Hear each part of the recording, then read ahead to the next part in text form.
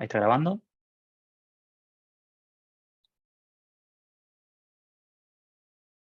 Buenas tardes, bienvenidas a este segundo día de las jornadas de UNITE virtual, la semana virtual de la UNITE, edición verano del 2023.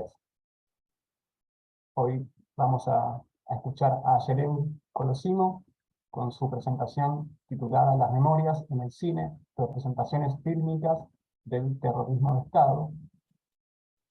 Yelén es licenciada en Historia, especialista en políticas culturales, maestranda en estudios latinoamericanos y del Caribe y becaria doctoral. Es docente en el IUMA y en la UNITE. En la UNITE justamente dicta seminarios vinculados con los temas de la charla de hoy: memorias colectivas y representaciones sociales y cine y memoria. Yelén, cuando quieras. Gracias, Federico, por la presentación. Hola a todas y todos. Bueno, en primer lugar, gracias por interesarse en la propuesta del taller. La idea es que charlemos un poquito acerca del rol del cine como productor de sentidos y de memorias. Para eso voy a compartir un PowerPoint que es más que nada como organizador de los temas. Si les parece y están de acuerdo, hacemos como una primera parte de poner en común algunas ideas sobre las que estructuraríamos esta presentación. Ustedes pueden hacer las preguntas que quieran, tengan en cuenta que cuando comparto pantalla a veces no los veo y no las veo, así que pueden o escribir en el chat, o si es algo que es de ese momento, abren el micrófono y preguntan sin ningún problema. Y la idea es que después podamos poner en práctica mínimamente algunas de estas cuestiones que estuvimos charlando a partir de algunas películas que en general son de amplia visualización, digamos, pero bueno, para que podamos ver ahí qué ejercicios hay. Así que paso a compartir el PowerPoint.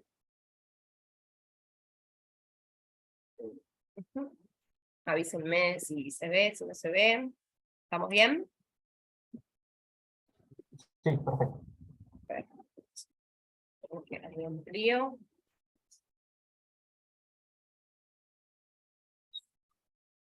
Acá, ahí se ve, ¿no? ¿Estamos bien? Bueno, efectivamente, entonces decíamos, la idea es trabajar acerca de las memorias en el cine y acotamos, digamos, ¿no? A qué tipo de memorias. En el título ya les adelanto a las representaciones que se hicieron en el cine acerca del terrorismo de Estado. Entonces, en primer lugar, me parece importante que separemos, digamos, de qué cine estamos hablando, y luego vamos a ver de qué memorias, ¿no? El cine es interesante como estrategia, digamos, porque lo podemos pensar al menos de tres formas diferentes y que a su vez se mixturan entre sí. Por un lado, el cine es una industria, es decir, está destinada a producir, reproducir y generar bienes de consumo y de cambio y de intercambio, ¿no? Genera un producto que se vende, tiene una particularidad industrial. A su vez, el cine es un arte. El contenido estético que allí se reproduce tiene características estéticas. Pero además lo utilizamos no solamente, o lo consumimos no solamente como un consumo artístico, sino también de entretenimiento. Entonces el cine tiene en su origen, digamos, esta capacidad intrínseca de hablar en distintos lenguajes y a distintos públicos, podríamos decir. Entonces es una particularidad que quizás ahora podríamos pensar en otros productos culturales más del estilo de redes sociales, que podrían ir en esta línea, digo, YouTube o plataformas streaming que también tienen estas características, pero el cine es un poco el origen de esos productos audiovisuales. Cuando hablamos del cine es una industria y un producto cultural que surge a finales de 1800, principios de 1900, y que tiene en sí mismo una capacidad de reproducir imágenes, y luego vamos a ir viendo cómo se cargan y se eligen esas imágenes, ¿no?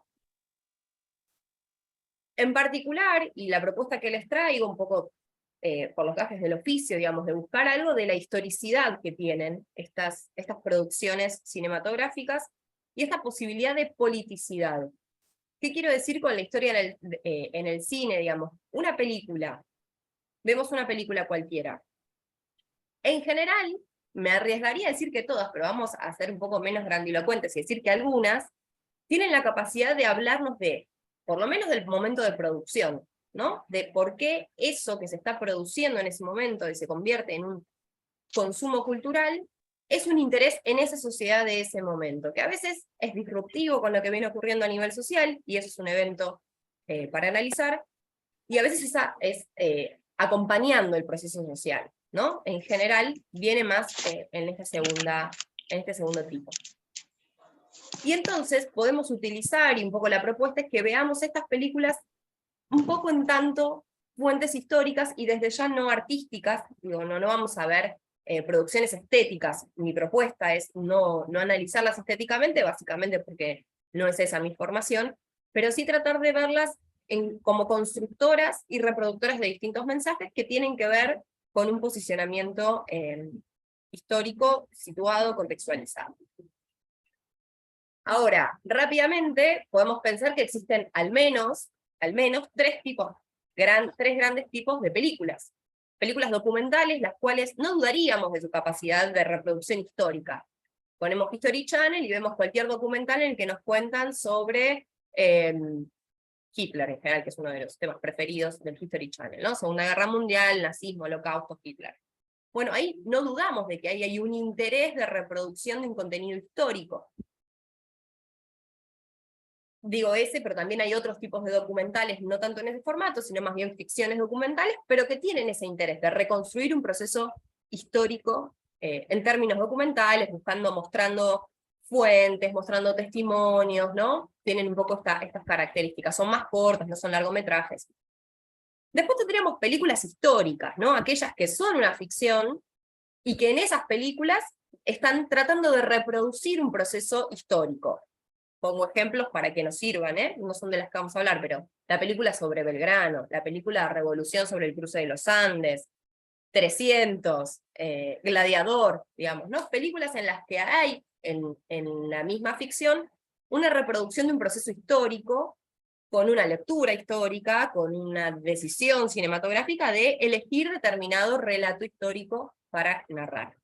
Y después podríamos tener ficciones distintas, ¿no? Aquellas que por ahí entrarían más en historias tipo drama, ¿no? Cualquier película, un drama, una comedia, cualquiera de esas otras que no tienen pretensiones de demostrar un proceso histórico, pero que sobre esto muchos historiadores del cine, porque existe esta particularidad también de ver qué se dice en el cine, deciden dejar de lado un poco estos documentales históricos como en los que analizar la historicidad, porque son en sí misma una producción que tiene ese objetivo, y buscar esta ficción histórica, este drama histórico, que están presentes en las otras películas, que en la película histórica está más presente, pero que en las ficciones a veces pasa a un segundo plano, pero que está presente ese hablar del pasado, ¿no? Voy a decir, por las dudas, cuando me refiero al proceso histórico, nos estamos refiriendo a cómo se relata un proceso del pasado, ¿no? Básicamente, a que estamos hablando de un tiempo que no es el presente, digamos, un tiempo distinto del presente y del futuro, en el que se estructura un relato acerca de algo que ocurrió. Entenderlo como una ficción histórica nos habla de dos tiempos al menos. El pasado, el que se está evocando, vemos la película de Belgrano, y bueno, entonces vemos el proceso de la independencia, del proceso entre la Revolución de Mayo y la independencia, y vemos la figura de Belgrano atravesando ese proceso. Nos habla de 1810-1816. Pero además nos sirven estas producciones cinematográficas para entender el proceso de producción en el que se generaron, y entender que, para seguir con el ejemplo de Belgrano, es una pieza que se produjo en el Bicentenario, con el objetivo de revisar a 200 años del proceso de mayo de 1810 las distintas perspectivas históricas y revalorizar, en ese caso, un revisionismo histórico diferente a la historia oficial. Entonces, una misma película nos sirve para analizar el pasado que se está pretendiendo mostrar, pero también para entender el presente de la película. Y vuelvo a insistir, entonces lo que vamos a analizar es a este cine como una fuente histórica, una fuente por lo menos para esto, ¿no? Para ver qué nos está diciendo y tomarlo como una pieza que puede aportar información acerca del momento de creación. ¿Hasta acá vamos bien? ¿Se entiende? ¿Venimos bien? Si alguien quiere preguntar algo.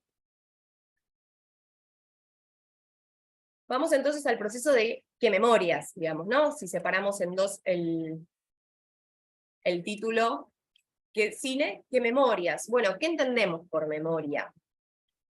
Les pregunto, ¿qué entendemos por memoria? ¿Qué entienden ustedes cuando ven cine y memorias? ¿De qué estamos hablando? ¿O en qué se diferencia la memoria de la historia? ¿Por qué la estamos separando o la estoy separando en esta presentación diferente a la historia de la memoria? ¿Qué entienden ustedes por memoria?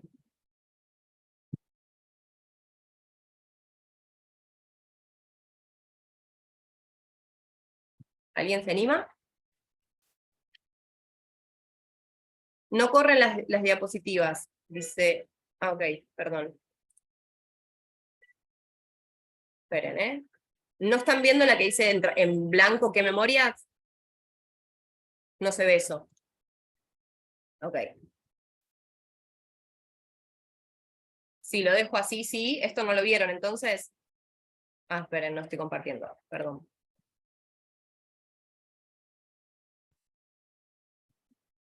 Ahí sí lo ven, aunque sea desarmadito. Ahí sí. Perfecto. Bueno, esto es lo que estaba hablando recién como una persona que creía que estaban viendo. Lo que no estaban viendo, disculpen.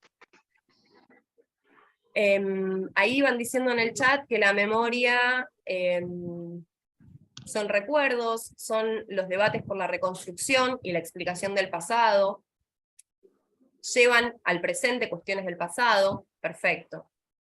¿Alguien más? ¿Alguna otra idea acerca de la memoria o de las memorias?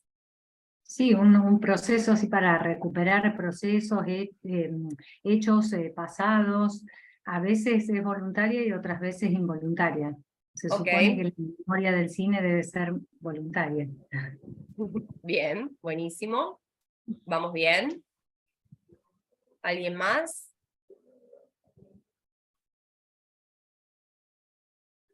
Hola, Guillermina. Bueno, retomo un poco de las cuestiones que fueron diciendo y si alguien se anima, mientras vamos reponiendo, puede ir sumando. Retomo primero lo que decía María, de las voluntarias y las involuntarias, que podemos diferenciar al menos en memorias individuales y memorias sociales o colectivas. Digo, todos nosotros, todas nosotras, todos nosotros, tenemos memorias que son individuales, de largo plazo y de corto plazo, digamos, memorias que son estructurantes en nuestra identidad, nuestra familia, como, que nos gusta, digamos, ¿no? Todas estas cuestiones. Y otras que son más involuntarias, no sé, me acuerdo que hoy dejé tal cosa en la heladera, pero no es un recuerdo que se convierte en distintivo de mi construcción identitaria.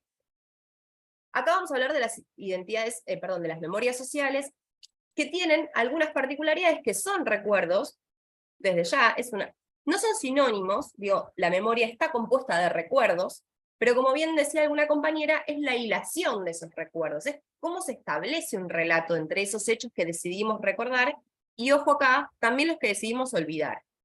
Memoria y olvido no son opuestos en los estudios de la memoria, sino que son complementarios, ¿sí? En general, los estudios de la memoria vienen, en la Argentina tienen un inicio en los años 2000, está a la cabeza una socióloga argentina, se llama Elizabeth Schelin, y que va a recuperar estos estudios de la memoria, ella va a ser la que sistematiza, y de ella vamos a tomar estas explicaciones, pero bueno, estos estudios de memoria retoman en gran parte los estudios que se elaboraron post Segunda Guerra Mundial acerca del Holocausto. En muchos casos son conceptuales y hasta bibliográficamente similares las explicaciones que se dan.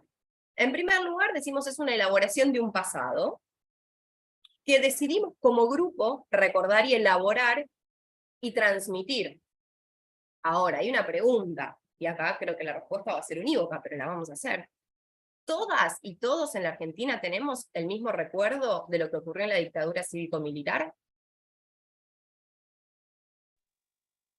No, por supuesto que no. Me gusta ese, por supuesto que no. No. Claramente no. No hay. ¿Y qué decimos? ¿Que hay alguien que se equivoca? ¿Hay una memoria que es equivocada y una memoria que es certera? No, hay intencionalidad y bueno, los actores formaron parte de esos procesos históricos y tuvieron intenciones, compromisos y bueno, la recuperación de la memoria y la reconstrucción del pasado histórico de la dictadura visibilizó todas las tensiones de la sociedad y bueno, Los actores obviamente, como la memoria es aquella parte de la historia en la que los actores están vivos, los protagonistas están vivos, las luchas siguen en la memoria, en la construcción, los combates por la historia, ¿no es cierto?, en la construcción de la memoria. Bien, buenísimo, Gabriela, gracias. Tal cual, hay distintas perspectivas. Hay un uso también político de la memoria, digamos, cuando a veces utilizamos como consigna política el tener memoria, bueno, tiene más que ver con consignas políticas, que ahora se inicia el mes en el que todo eso se vuelve a poner en manifiesto, por el efeméride, que tiene una función memorial. Es un mes en el que estamos dispuestos socialmente a volver a hablar de las cuestiones perennes a la dictadura cívico-militar. Desde ya no hay una sola memoria, por eso ven que lo pongo en plural. Hay distintas memorias, que no necesariamente son equivocadas, que no necesariamente son opuestas en muchos casos, sino que son complementarias, diferentes, de distintos sectores. El negacionismo, aquellos que creen que nada de lo que ocurrió fue un genocidio o un terrorismo de Estado, sino que estuvo ceñido a una guerra sucia, digamos, ¿no? Podríamos decir que no hay 30.000 desaparecidos, que nada de eso ocurrió, eso le ponemos el nombre de negacionismo, que niegan lo que ocurrió. Es también una forma de memoria, porque estructura un relato, porque justifica con sus recuerdos las construcciones de sentido que tienen. Pero lo que nos suma Elizabeth Schellin aquí es que el terreno de la memoria es un espacio de disputa. Hay muchas memorias que buscan enfrentarse, disputan por, y acá ella lo que plantea es imponerse en el territorio o en el terreno de la hegemonía política, y podríamos pensar en el Estado, ¿no? Entonces, que son distintas interpretaciones de lo que ocurrió, distintas formas de pensar lo que ocurrió, y acá es interesante que la memoria también nos condiciona y nos predispone subjetivamente y socialmente, ¿no? Y que acá estamos hablando de la memoria con respecto al terrorismo de Estado, pero podríamos pensar memorias políticas, podríamos pensar memorias clasistas, podríamos pensar memorias de género. Digo, este tipo de análisis lo podríamos trasladar a distintas otras categorías sobre las que aplicarlo, digamos. Es una metodología, podríamos pensarlo, ¿no? En este caso, bueno, es claro que hay distintas formas de abordar lo que ocurrió durante la dictadura cívico-militar, y que hay distintas formas en las que, por ejemplo, el Estado lo llevó a cabo. Bueno, ¿qué memorias triunfaron, por ponerla entre comillas, sobre ese relato oficial? Serían estas disputas de las que está hablando Elizabeth Schellin, que a veces se dan en el terreno estatal, pero a veces se dan también en el terreno más personal o más tangible, como por ejemplo, si yo pongo una baldosa en la puerta de mi casa rememorando a una persona desaparecida y alguien viene y me la tacha, por ejemplo, ¿no? Ahí se está disputando la forma de recordar, de rememorar y qué sentido del pasado establecer.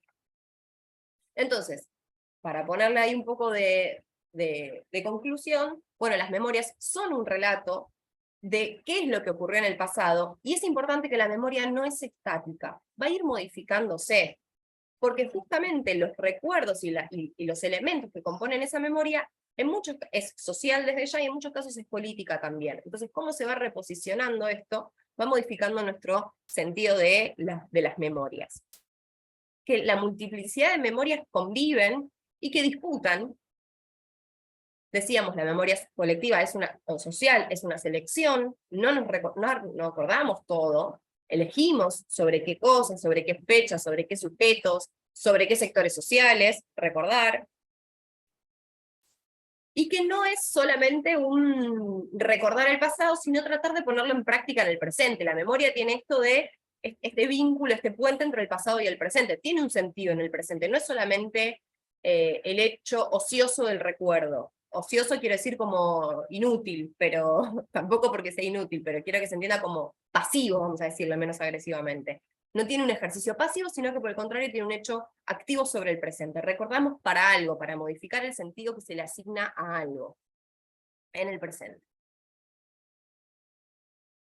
Entonces, podríamos concluir hasta aquí que lo que vamos a ver es cómo este cine, que tiene estas particularidades industriales, artísticas, de entretenimiento, elaboran ese pasado, en este caso lo vamos a circunscribir a la dictadura cívico-militar, haciendo estos ejercicios de memorias, que no siempre van a ser la misma memoria, la que se relaten en las películas, que vamos a comentar al menos, ¿sí? ¿Hasta acá vamos bien? Bien. Entonces, yo lo que seleccionaba acá es también importante, el cine es un objeto de disputa desde el espacio político estatal, no político partidario, sino el político estatal. Y yo les marcaba acá distintos momentos en los que hubo algunas previos, inmediatamente posterior a la dictadura, en los que tuvieron un valor importante la industria cinematográfica y el rol que el Estado tiene con respecto a lo cinematográfico. Yo les marcaba acá en 1957 una ley nacional que crea el Instituto Nacional de Cine, lo que actualmente es el INCA, digamos, ¿no? El Instituto Nacional de Cines y Artes Audiovisuales. Entonces vemos que el Estado es el que ahora, creando un instituto, va a subsidiar, regular la forma en la que se produce contenido, se proyecta y se recauda, ¿no? Por eso antes hablaba de la importancia del rol industrial. Lo vamos a enfocar también desde ahí, no tanto como el gusto de las personas por filmar escenas distintas, digo, no es desde lo artístico. Iba a haber en 1968, en medio de la dictadura de Onganía, se va a crear el ente de calificación cinematográfica, que es el ente que le pone a las películas, si una película es apta para todo público, si es para mayores de 13, para mayores de 18, digamos, ¿no? El que califica el público al que está destinado o permitido la proyección de las películas. Pero acá lo marcamos con un rol particular, que durante la dictadura cívico-militar, y acá si les interesa esto, digo, hay bastantes trabajos sobre la censura en el cine, yo por eso les ponía la dictadura en el cine como un poco como un juego de palabras, digo, cómo también se reprodujo la dictadura dentro de la industria cinematográfica y a la vez cómo se reproduce, ¿no? Hay muchos estudios sobre la censura en general, en la dictadura cívico-militar y en particular sobre el cine. Es un texto que siempre solemos recomendar, el de Gustavo Aprea, que explica con detalle el rol que alcanza el ente de calificación cinematográfica durante la dictadura para convertirse en un ente de censura. Todos los guiones, todas las películas que quisieran subsidio estatal, y acá haríamos una nota a pie de página, ¿quién puede hacer una película sin subsidio estatal con lo que sale a hacer una película? Entonces ahí es tramposo. Quien quiera acceder a un subsidio por parte del Estado para realizar una pieza fílmica, debe enviar los guiones para que el ente de calificación los evalúe. El ente evaluaba esas películas y decidía si algunas se aceptaban, pero había que modificarlas, otras directamente no se podían publicar, otras había que cambiar el final, por ejemplo. Ahora les voy a mostrar algunas fuentes sobre ese momento. Es decir, que la censura de la dictadura separa, en el cine en particular, separa sobre un ente de calificación que ya estaba previo a la dictadura cívico-militar. Esto lo remarco porque también solemos hacer hincapié en que la dictadura no llega de la nada, ¿no? Hay como una acumulación de instituciones, de consensos, de acuerdos, con los que una dictadura de tamaña envergadura se llega a magnificar de la forma en la que fue. Entonces se apoya sobre un instituto ya existente que tenía capacidades de evaluar previamente y tiene este criterio. A lo que se suma que, miren, en el 76, un mes después, miren la fecha, 30 de abril del 76, un mes después de asumida la dictadura, se crean estas pautas del cine. Miren la importancia que tiene lo que consumimos visualmente. Esto es lo que quiero mostrar, digamos, con este repaso, digamos, legislativo. Las pautas del cine, que son básicamente que dividen las películas en tres categorías. Aquellas que están como fomentadas, que son aquellas que hablan de los valores católicos, familiares, digo, piensen en todas las películas de Palito Ortega como un estereotipo de las películas fomentadas por la época. Aquellas películas que buscaban valores sobre la juventud, y películas que no se podían publicar. Y lo que vamos a trabajar en particular es este rol que tiene la democracia a partir, sobre todo con el alfonsinismo, a partir de la creación de la ley esta 23.052, que disuelve el ente de calificación cinematográfica. Es decir, con esa disolución de este ente, va a iniciarse además una creación, un incentivo, un subsidio a películas que van a tener un claro mensaje de memorias acerca de qué es lo que ocurrió durante la dictadura. O sea, acá por el contrario va a haber un fuerte subsidio estatal para relatar lo que ocurrió. Acá les ponía, no lo voy a tener que ampliar porque no se va a ver. Miren, este es un informe de la Secretaría de Información Pública, del Ente de Calificación Cinematográfica. Ahí se ve, se lee. Sobre una película de la que entendemos por dónde viene entendemos, quiero decir, porque es de Doña Flor y sus dos maridos, de una película subida de tono, si se quiere, en la que miren con el detalle con el que se le envió, o sea, se le aprobó el subsidio para la realización de la película, pero con este detalle en el que todo esto tiene que cambiarse. En el baile en la calle, en el que se acopla detrás de una, o sea, que alguien va bailando, básicamente, ¿no? Frases como jamás otro intimó en las escuelas de los dados y de las putas, ay mi peladita, qué cosa más linda, digamos, ¿no? Transcribiendo del guión cosas que tienen que modificarse. En una clara película que es un grotesco subido de tono, podríamos decir livianamente. Digo esto como un poco para que veamos, este es el nivel de la censura que existía. No todas las películas que se publicaban eran una oda al Che Guevara y esas eran las censuradas, esto quiero decir. Se revisaban todas las películas, aquellas también que eran una comedia para la familia, también se revisaban con el mismo ojo, porque tienen estas 3 pautas acerca de las películas a las que sí se deben atender. Una vez venida la democracia, hay un fuerte incentivo acerca de la producción. Yo acá les ponía la cantidad de películas estrenadas por año. Y acá debo aclarar que hay un juego peligroso, o al menos tramposo, de que hay muchas películas que se estrenaron en el 84 que no estaban permitidas estrenarse previamente. Por ejemplo, alguna de Pino Solanas, para que se den una idea, que durante la dictadura estaban hechas desde años antes y estaba prohibida su estreno, y se estrenaron entre el 84 y el 85. Pero miren, en general, bueno, venimos de una época de un gran suceso que es el cine nacional, entre los 40 y los 50, pero miren en general el promedio de las producciones. Sin embargo, hay una fuerte caída acá. Tenemos que miren acá esta curvita que sería la de la dictadura, cómo cae profundamente también en el contexto de la guerra de Malvinas, no hay casi ninguna producción, y cómo empieza a crecer marcadamente entre estos primeros años del gobierno alfonsinista.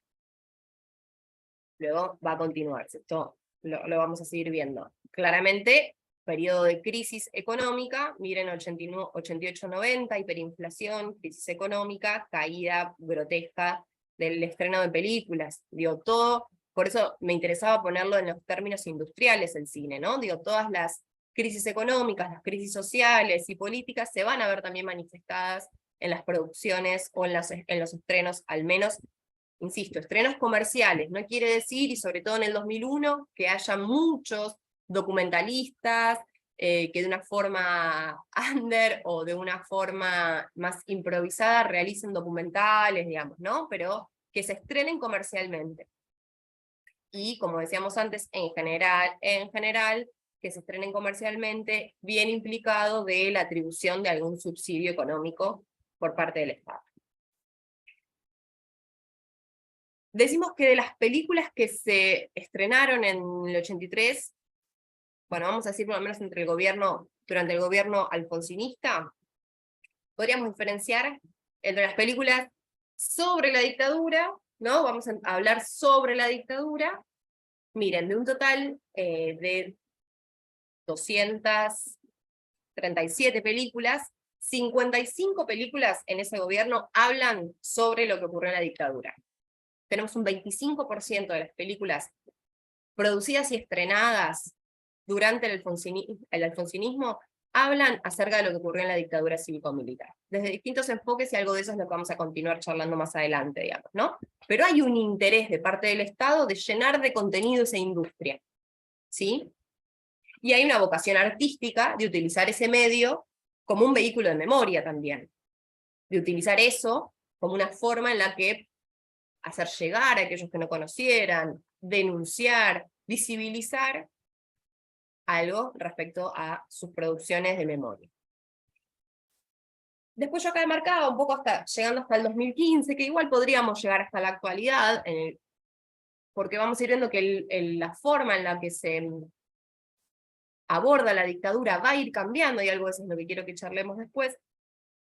Va cambiando la manera en la que se aborda la dictadura. No es lo mismo lo que dijo la historia oficial, que ahí ya ven el adelanto, digamos, y Argentina 1985. No es lo mismo lo que se dice.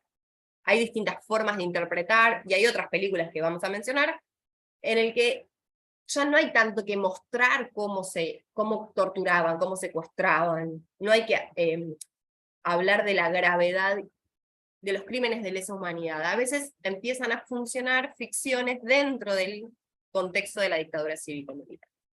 Entonces, acá vemos que de por sí entre el 2000 y el 2015 hay, en primer lugar, una mejora, una reactivación económica, que se ve también manifiesta en la producción cinematográfica. Hay un aumento de producciones cinematográficas. El Inca tiene un rol bastante particular y relevante, en el que miren cómo empezamos en el 2000, plena crisis económica, con 50 películas, y terminamos en el 2015 con 180 y pico estrenadas.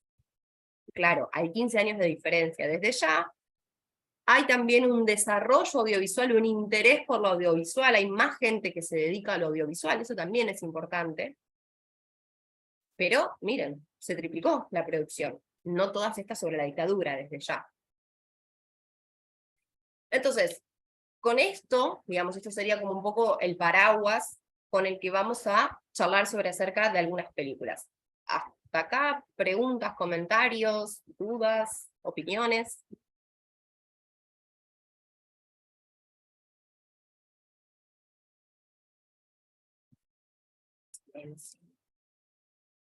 No, se me ocurre esto de que a veces la gente cuestiona que el Estado invierta dinero en el Inca, y realmente qué importante que tengamos el Inca, como así tenemos nuestra aerolínea de bandera, digamos, como que no se le da cabal trascendencia a algo tan importante en la producción del cine, que además es una producción colectiva muy costosa, como vos dijiste. Tal cual. Y que emplea mucha gente. En la producción de una película se emplea una cantidad de trabajadores, no solamente desde los actores, los cuales tienen callés, digamos, en muchos casos son Star System, digamos, ¿no? Argentina en 1985 tiene a Darín, bueno, el costo que sale contratar a Darín, pero bueno, implica también vestuaristas, maquilladores, tiracable, todo lo que se les ocurra, y pueden ser 500 personas fácil las que se emplean. Entonces, por eso también es importante pensarlos como productores de valor económico, ¿no? Y como decís, María, por las dudas, si bien yo no voy a hablar de eso, por lo menos no ahora, digo, también hay, dentro de lo que es la industria editorial, un Inca similar, digamos, ¿no?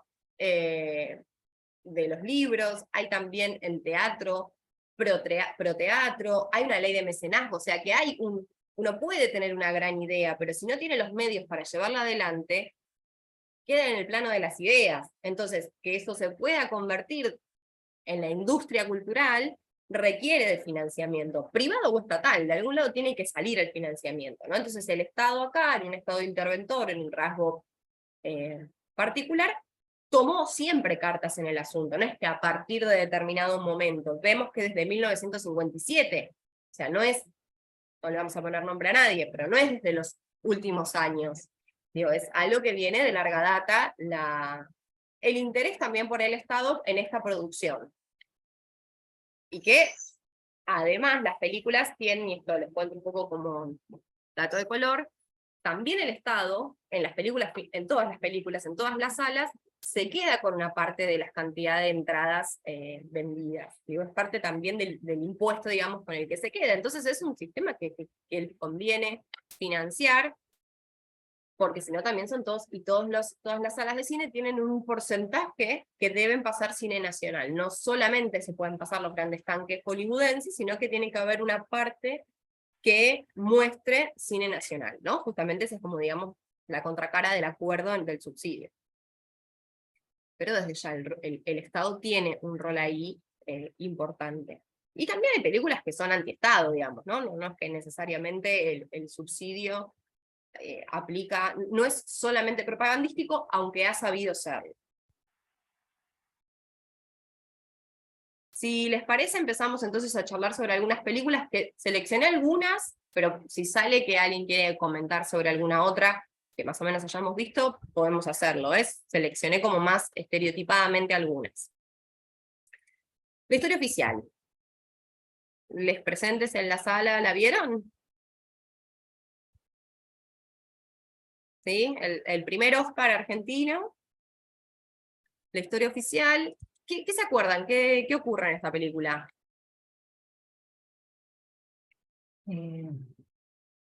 Y como que una pareja que adopta a una niña, bueno, finalmente se da cuenta de que la niña es apropiada. Y bueno, hay un encuentro entre la mujer, la madre y la abuela de la niña que la busca. Y bueno, me parece básicamente es ese vínculo y cómo también esta mujer se da cuenta de que su marido estuvo implicado en cuestiones que hasta ese momento ella desconocía, como típica ama de casa por ahí de la década del 70, que parece que las mujeres no participaban de lo público, que no, como que todo pasaba desapercibido y los varones sí tenían un rol más activo, me parece a Bien, mí. bien. ¿Alguien se acuerda algo más de esa película? Y yo hace mucho que la vi, pero ella era profesora de historia, ¿no? Ahí va. No Por era eso ama de se casa, llama, era profe de historia. claro, la Es cierto, profesora de cierto, historia, y cierto, bueno, tenés razón, sí, es cierto. hace De ahí muchísimo que el Sí, que por juego, eso ¿no? Con la historia podía ver, oficial. por eso pudo sí, ver algunas cosas. Sí, es Claro. pero cierto. es verdad lo que decís, que bueno, que se posiciona así desde el sentido común de la mujer, o sea, desde la idea de lo político como algo, ¿no es cierto?, en lo que, no sé, no que no se involucraban las mujeres. La restricción de la política en las mentalidades, me parece a mí, durante el proceso, porque las mujeres fueron muy politizadas siempre, las mujeres obreras, las sindicalistas, durante el peronismo en los 70 hubo muchísima politización, pero bueno, por ahí ella representa a la mujer docente, que bueno, es también la elegida por el Estado, ¿no? Para hacer la transmisión cultural. Bien, Me parece que es un clivaje que da entre los 70 y los 80, y bueno, ese mundo ausente, que no se daba cuenta de nada, nadie se daba cuenta de nada, bueno, por el terrorismo de Estado.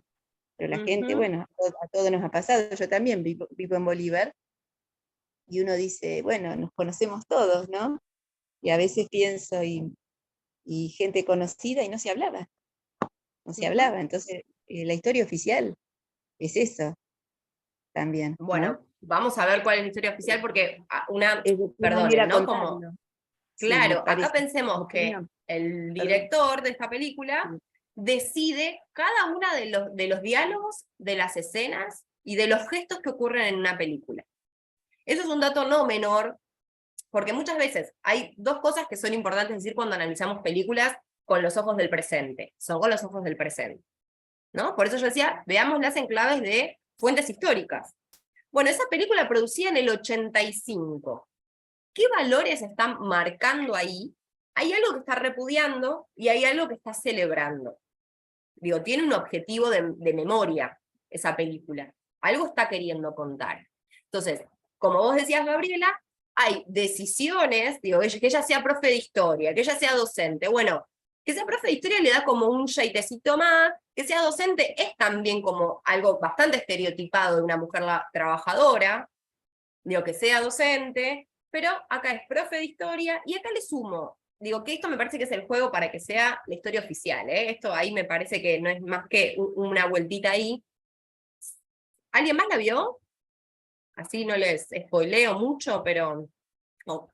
Es una película vieja, remasterizada hace pocos años, con muy buena calidad, disponible en Cinear. Les invito a que, si les gusta el cine argentino, hay una plataforma argentina de todas las películas nacionales en muy buena calidad, en streaming, gratuito.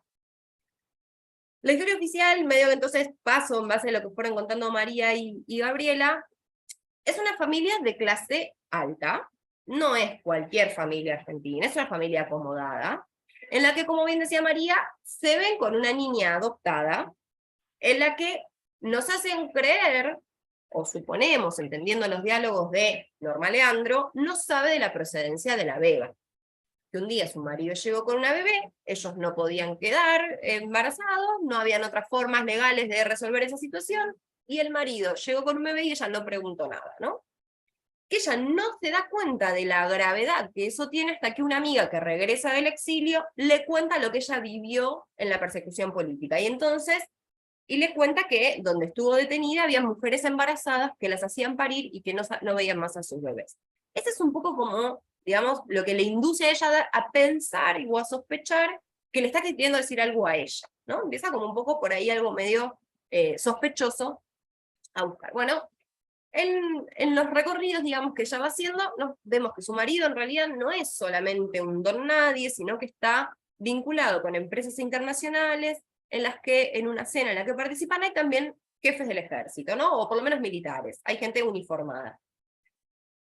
Y que en ella empieza un camino contrario a querer, digamos, contrario al que conoceríamos de las abuelas de Plaza de Mayo, en el que buscan a los niños, a dónde están, ella comienza a hacer el camino inverso para ver a dónde nació esa bebé que ella tiene, para asegurarse si es que es hija de una desaparecida o no. Tranquila, Gabriela. Y entonces así se termina encontrando con las abuelas de Plaza de Mayo, y ella un poco como que se esconde un poco ahí, si es que es, si está buscando una bebé, si es que tiene, digamos, ¿no? Pero ahí, quienes sí la vieron, perdón Gabriela, te vuelvo a hablar a vos, y María, que sí la vieron, ¿qué imagen les quedó de la película? ¿Para qué es esa película? Y yo Si hace tuvieran mucho que la vi, pero ¿Y con qué sensación te como- quedaste? ¿Te acordás? no, y sí, como la primera película, y bueno, donde comienza la denuncia y donde empieza, ¿no es cierto? La memoria empieza a cristalizarse ya en documentos, como en este caso era un cine, aunque sí, es un documento de testimonios de alguna manera, aunque sea, bueno, ficcional o no. O sea, sí, era como que representaba, sí, visibilización de todo lo que se había callado, ¿no? Bueno, ahí... Y para mí, yo Sí, hace dale. mucho que la vi, es una crítica, Sí, sí, sí. tenés razón, estaba la cuestión de, también tiene que ver con, ¿en qué año fue? ¿En el 83? ¿Fue 84? 85. Ay, sí, yo la vi en Buenos Aires, ahora me acuerdo, la vi en Cabildo, cuando se estrenó, ya me acuerdo, la entré antes de que cayera el proceso fue, en el cine No, de Cabildo. después. No, no fue, pero Pero en el no la 83, pasaron antes. Sí, ya sé, en el no, no. 83, sí, pero no la pasaron Camila antes. es la que se estrena antes de que finalice la No, no, no, dictadura. no, pensé que era No. esta. Bueno, no sé, estoy confundida. Camila se Bueno, estrena antes y es un no, éxito de cines, y ahí se esconde una crítica a la dictadura. no, no, En no, no, ese no, caso la, hablan de no, Rosas, pero no hablé Camila. más, no, la que yo te digo es que ahora me acuerdo es No habrá más penas ni olvido. Que Ah, esa ok. se vio antes me acuerdo que la vi en el cine de Cabildo. Y Ok. bueno, sí, qué sé yo, es como que se pasó a la imagen y al debate público la cuestión de cómo se vivían, la cuestión de los desaparecidos, Eso de se... Espérame, cómo... perdóname. Te repregunto, pero para que sigamos pensando. ¿De eso se trata la película? ¿De cómo fueron las desapariciones de personas? Y los chicos, yo no me acuerdo, pero no hay una discusión de los alumnos no le Sí, interpelan a ella y ella como que ay, no se da cuenta de nada, no ve nada, no, pero la y ella interpelación que le hacen los alumnos es acerca de es sobre Mariano Moreno y el uso de las fuentes históricas. No tenés por qué acordártelo, digo, estoy sin pero cabras. digo, Sí, me parece que lo tiran para ese fuertemente, lado. Dale. me parece que fuertemente la película cuestiona justamente la historia oficial. Siembra una grieta entre esa historia que parecía ocultar todo y que sin embargo la verdad fluye. Y además me parece una celebración también al trabajo persistente de las abuelas de Plaza de Mayo, Ujú, de las madres de Plaza de Mayo. Me parece también esto de, siempre el tema de las mujeres, a mí eso ujú. me impacta, el tema de las mujeres que somos las que vemos. como ensayo sobre la ceguera, digamos, de Mm. Saramago, que también hay una mujer protagonista que es la que ve, Que la única que finge, ve. que finge para poder ir también, claro. Exacto, exacto. Me parece de eso, pero siembra una grieta en ese relato que parecía monolítico y que realmente no, tenía grietas y bueno, deja ver otra cosa, otra historia. Tal cual. Y acá, digo, cuando vean películas en las que encuentren que hay un relato, les invito a que hagan este ejercicio, traten de ver para qué nos está diciendo esto. Acá nos cuentan una historia de una mujer que deseaba mucho tener un bebé, al punto de no cuestionarse cuando le aparece uno, pero en cuanto empieza la duda, acá hay una apelación muy alfonsinista, piensa en Alfonsín, con la democracia se come, se cura y se educa. Hay una reivindicación de lo que ocurre a partir de que se conoce la verdad, en la que ella no puede volver atrás y negar que esa bebé no es de ella y que puede ser apropiada, que está pidiendo casi altruistamente, y es un pedido a aquellas personas que tengan niños apropiados. Digo, nos está haciendo una pedagogía de la importancia de los nuevos acuerdos de vivir en democracia. No es el Estado quien pueda garantizar, y acá vemos una persona sola, una mujer sola, porque ni su marido la acompaña, a otro grupo de mujeres solas, como las abuelas de Plaza de Mayo en esta película, que además participaron en la hechura de la película, porque ponen a disposición, si la vuelven a ver después de esto que estamos charlando, van a ver que el momento pasa como un libro en el que hay nietos buscados, ese documento es oficial, es de las abuelas realmente. No hay Estado ahí, no está el Estado en ningún lado, no está presente. Es una mujer que tiene que tomar la decisión de si devuelve o no a esa nena a la que ya le encontró la abuela. Ya sabe quién es la abuela. ¿Qué hace? Bueno, la película no nos dice qué va a hacer Alicia, que era el nombre de Norma Leandro en la película, con respecto a Gaby, que era la nena, ¿no? No nos lo dice, nos deja la puerta abierta, porque ahí hay una cuestión de... entre la clandestinidad de lo que produjo la dictadura cívico-militar, terminaba siendo una decisión personal de las personas. ¿Qué hacer con esos niños? No va a ser hasta que esos niños sean adultos y decidan, o hasta el inicio de los juicios, primero en el 85, y la verdad es que van a ser bastante más posteriores, los únicos juicios que se sostuvieron luego de los indultos menemistas, van a ser los de apropiación de menores, porque eran juicios que iban por otros carriles. Si se reconocía, si se determinaba la identidad de un niño, niña, que había sido apropiado, debía retribuirse su familia biológica. Pero piensen que para poder hacer eso, tenían que someter a esos niños a análisis, en los cuales si la familia apropiadora o el entorno apropiador no accedía y el niño no accedía, no se podía hacer. Entonces, hasta que no se llevan adelante esos juicios y que esos niños se convierten en adultos que toman decisiones, va a ser, no quiere decir que no hubo... me sale devoluciones, pero no es esa la expresión, pero bueno, no quiere decir que no hubo nietos recuperados previamente, sino que mermó y que aumentó cuando fueron adultos. Restituidos. Restituidos, gracias. Devueltos me salía. A ver, para que no nos extendamos, tengo 2 películas más de los 80 y les digo, a ver, vote la mayoría, ¿cuál vio? ¿Made in Argentina o La Noche de los Lápices? ¿Cuál vieron? Las 2, María. Ay, la gente más viejita vio todo. Me sorprende cómo ese cine que para mucha gente de mi edad así fue como muy importante, no se conozca tanto actualmente. Me sorprende. Bueno, La Noche de los Lápices la vio Matías, perfecto, ya tenemos 2. ¿Alguien más vio La Noche de los Lápices si hablamos de esa? Sin. Hola, Sin, ¿cómo andás? Sin la vio, La Noche de los Lápices, perfecto. ¿Alguien más? Así voy a necesitar que participen, lo estoy interceptando con nombre y apellido para que hagamos el intercambio. De quienes no dicen haberla visto, ¿vieron Made in Argentina? Ok, Aurora, La Noche de los Lápices sí. Bueno, La Noche de los Lápices, les cuento, es del 86, y surge la historia, el libro que da cuenta de la película La Noche de los Lápices, surge a partir del testimonio de Pablo Díaz en los juicios del 85.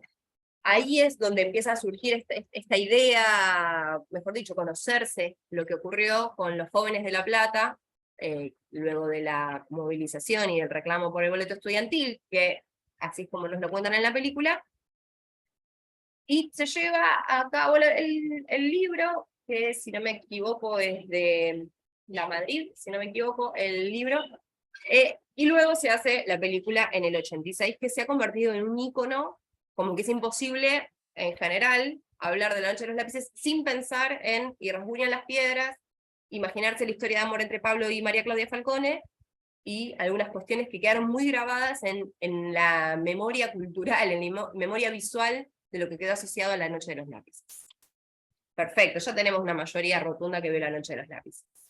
Les pregunto, ¿qué tipo de memoria acerca de lo que ocurrió les parece, con lo que se acuerdan ustedes que vieron, que les quedó de esa película? ¿Qué pasaba en esa película? ¿O qué les llamó la atención cuando la vieron? Porque la estamos viendo con otros ojos, estamos pensando en algo que ustedes ya vieron. Pero bueno, si tienen que someter eso que tienen, ese recuerdo que tienen, lo sometemos a algunas de estas categorías de las que hablamos ahora, ¿qué les parece que pasaba en esas películas?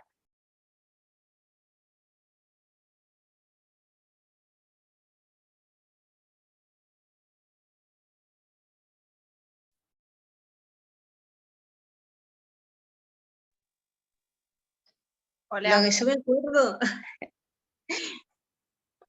si hablaba alguien más, lo que Bueno, yo me dale, acuerdo sí. es sobre la tortura a los Ujú. jóvenes, y también de las mujeres que, bueno, embarazadas y que desaparecían sus hijos, cómo, cómo logran salvarse dos de los que estaban encerrados, no me acuerdo, Está bien, pero sí, es un montón, no te preocupes. Gracias, sí. Aurora. Vos, Fernanda, ibas a decir algo más. No, sí, me acordaba también el tema de la tortura, que está muy presente, y además quiénes son las víctimas en este caso, que unos chicos estudiantes, y quizás ya no es más alguien que esté políticamente metido, sino cualquiera que podía caer dentro de este horror, ¿no? Bueno, bien. ¿Alguien se acuerda algo más? Está muy bien lo que sumaron, chicas, gracias. Ahora recuperamos algo de eso, pero a ver si a alguien le despertó se le activó la memoria con algo de lo que estuvieron charlando. Y por ahí también era de los libros prohibidos también, ¿no? Todo aquel material que esté prohibido por la dictadura, y si se encontraba en alguna casa también era como un peligro para las familias, ¿no? Bien. Bueno, está todo lo que dijeron. Es la primera película que muestra fílmicamente la tortura y los centros clandestinos de desaparición. Año 86 es la primera película que se anima a eso. Por eso es que las tres que hablaron se acordaron de la tortura. Digo, es en lo que hace mucho hincapié. Es una película dolorosa de ver y busca eso, que duela de distintas formas. Por un lado, lo que decía Fernanda, esto de que sean jóvenes. Después vemos si están despolitizados o no, pero son jóvenes y algo en esa juventud nos los muestra como víctimas más puras, ¿no? Hay algo de su juventud, de que son chiquitos del colegio, de que están reclamando por algo que además es justo, digamos, ¿no? Como que genera esa empatía de, che, hasta por lo que están reclamando. Ahí hay un doble juego de, como decía Fernanda, hay algo de querer llegar a, le pasó a todos. Y ojo que en el le pasó a todos no le pasa a nadie, ¿no? Que es cuando extendemos tanto las categorías de todo es político, nada es político, todo es feminismo, nada es feminismo, ¿no? Estas críticas que se suelen hacer a los totales. Bueno, no le pasó a todos la dictadura. Hubo un terrorismo que le ocurrió a todos, pero las víctimas estuvieron seleccionadas por distintos motivos. No quiere decir que sean justos, desde ya que no. Quiero decir, hubo una planificación sobre quienes llegaron. Estos jóvenes tenían adscripciones político-partidarias. En el caso de, me acuerdo que está muy presente en la película, la participación de la UES y del peronismo dentro de los colegios secundarios. Eso está bien presente en la película. Y también corremos el riesgo, y esto fue un problema que las películas de los 80s no supieron saldar, es cómo hablar de la militancia sin hablar como causa-efecto. Cómo hablar de las militancias previas sin caer en que es lo que los condenó a ser víctimas de la dictadura, ¿no? Eso está presente ahí en la película, para mi gusto, no se sabe resolver bien, al punto que termina habiendo una teoría de los dos demonios rara. Una forma de implementar esto de bueno, estos eran militantes y sabían que estaba la dictadura, ¿por qué siguieron? ¿No? Hay algo de correr o apostar un poco más. Y tiene esto de, vamos a decirlo, lo lacrimógeno de la película, del clima de opresión, del silencio, de la música, ¿no? Todo esto que hace que veamos en estos jóvenes y nos sirva como para pensar en los demás. Pero ¿quiénes son los demás? Si solo estamos viendo a estos jóvenes. Bien decía Aurora, en el centro clandestino se amplía un poco más, y está presente los delitos sexuales, porque María Claudia dice que es violada, por ejemplo, ¿no? Digo, todo esto que va saliendo, que es información que se va poniendo, y que, vuelvo a decir, es la primera película que trae lo que ocurría dentro de los centros clandestinos. Desde ya, puede ser con errores, o con cosas que hoy haríamos distintas. Por eso vuelvo a, ¿qué se sabía en el 86? Bueno, también hay que pensar que en el 86 sabían muchas cosas de la dictadura cívico-militar. Hay una autora que se llama Claudia Fell, que habla acerca del show que generó, el morbo que generó en los primeros años democráticos, qué es lo que había ocurrido durante la dictadura. La exhumación de tumbas se hacía y se transmitía directamente por noticieros, se mostraba el ingreso a los campos, a los centros clandestinos, había una exaltación de mostrar todo lo que venía ocurriendo, y un poco en eso también ya se van tomando estas herramientas para visibilizarlas, ¿no? Pero vemos que de un mismo evento de la dictadura cívico-militar ya tenemos dos enfoques distintos. Uno que es mostrar la represión, lo clandestino, el encierro, la violencia, las violaciones, y hasta si quieren algo de lo que es la militancia juvenil, está presente en La Noche de los Lápices, mientras que en la historia oficial no. En la historia oficial no entra eso oficial de lo clandestino, de las detenciones, de las desapariciones, sino que apuestan a lo democrático. Y acá por eso les decía también, es la primera película que gana un Oscar. Saben que eso también es algo que es llegar a las ternas, ganarlos, digo, van posicionando una película en la que también depende cómo llega la película, va entrando a otros lugares. Hay un apoyo que lleva a que las películas se posicionen en ese lugar, no solamente los méritos artísticos, ni las buenas direcciones, solamente.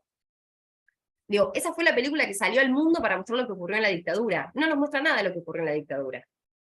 La historia oficial no muestra qué pasó en la dictadura. Nos muestran las consecuencias, podríamos pensar. Algunas consecuencias. ¿Algo más que quieran de esta película? ¿Algo que se la acuerdan distinta? Esta película, digo, y en general se ha utilizado muchísimo para pasarla en las escuelas. Es una película con la que podríamos tener algunos reparos. Si alguna de ustedes da clases en secundarios, o por ahí no es para nivel primario, pero en secundarios, y están pensando en utilizar alguna de estas, algún recurso fílmico, bueno, sobre el rol de la escuela y la dictadura hay un montón de películas nuevas que tienen otras perspectivas, en las que igual está presente la militancia, la persecución política. Digo, Sinfonía para Ana es una película totalmente recomendable en este sentido, para no seguir reproduciendo también, ante el desconocimiento por ahí de otras, películas que tenemos que después desarmarlas para volverlas a armar, ¿no? Y ahí es quizás, también les sugiero, está en la página de Memoria Abierta, hay un catálogo importante de películas organizadas por categorías también. Sobre la dictadura se ha hablado muchísimo, y hay un enfoque también económico, que también se tornó bastante en las películas. Pienso en El hombre de la deuda externa, por ejemplo, Plata Dulce, donde la cuestión de la crisis económica a la que se había caído, o de la que era producto durante la dictadura, fue un motivo para hacer las películas. Y son películas maravillosas. Pero bueno, están categorizadas, digo, esto lo pueden encontrar en el catálogo de Memoria Abierta. Y después, como para cerrar bien arriba y salir, digo, en los 90 tenemos, así como les digo estas, les nombro algunas otras que surgen en este periodo, en los 80s. Desde ya podríamos pensar, así como les decía antes, ¿no? Películas en las que están ambientadas. Hay una película que a mí me gusta por mala, voy a decir, porque no me encanta la película, pero me gusta mucho, que es Darse Cuenta, una película de Alejandro Doria, que está ambientada en la dictadura, como en el pase de la dictadura a la democracia, que está cargada de analogías. Y esto es importante decirlo porque Doria ya había tenido películas estrenadas durante la dictadura en la que el juego con las analogías es lo que un poco le permitió esa forma de comunicarse. Darse cuenta es una película que está claramente atravesada por las analogías alfonsinistas, ¿no? Antes decíamos, con la democracia se come, se educa y se cura. Cuando una persona que tiene un accidente queda en coma y solo la tenacidad de un médico abocado, que además radical y además Brandoni, decide salvarlo y sacar adelante a este joven, ¿no? Hay ahí una decisión cargada bien con cómo se representa la crisis económica, cómo están presentes los exilios también, el abandonar el país porque no se puede estudiar, porque no se puede trabajar, digo, así dice uno de los personajes, ¿no? Entonces, no se trata sobre la dictadura, pero está presente el contexto de opresión, de persecución. Después tenemos, bueno, de Doria, ya es más de los 90s, Esperando a la carroza, por ejemplo, una que seguramente vimos todas y todos. El personaje de Brandoni es claramente un ex policía, un ex militar que tiene contactos. Digo, no tenemos que ver solamente películas en las que nos muestren cómo se detiene, se chupa, se allana una casa, para que entendamos también las consecuencias que tiene la dictadura. Bueno, acá vemos que ante la pérdida de una señora, el único que tiene formas para acceder es que además tiene intereses sexuales con su sobrina menor de edad, que además, digo, nos lo muestran de una forma repulsiva, pero él es claramente una continuación de ese pasado dictatorial. Digo, eso también nos permite pensarlo, que además en el menemismo, esto del grotesco, elegir el grotesco como una forma de representar eso, me parece que también habla del proceso de producción, digamos, ¿no? Acá se está eligiendo un estilo, el mismo Doria, el mismo Alejandro Doria, el mismo director, de darse cuenta que, les digo, en el 87 hace una película cargada de analogías, en el 90 es completamente explícito y grotesco. Ahí hay una decisión que podríamos pensar que esa decisión coincide o podría coincidir con el contexto político-histórico en el que se produce la película. Después tenemos Made in Argentina, una película maravillosa, les recomiendo, si no la vieron, que la vean. Aborda el exilio y los problemas sociales y familiares que quedan de lado en cómo se desorganizan las familias a partir del exilio y de la dictadura. Creo que es una de las mejores películas de la época.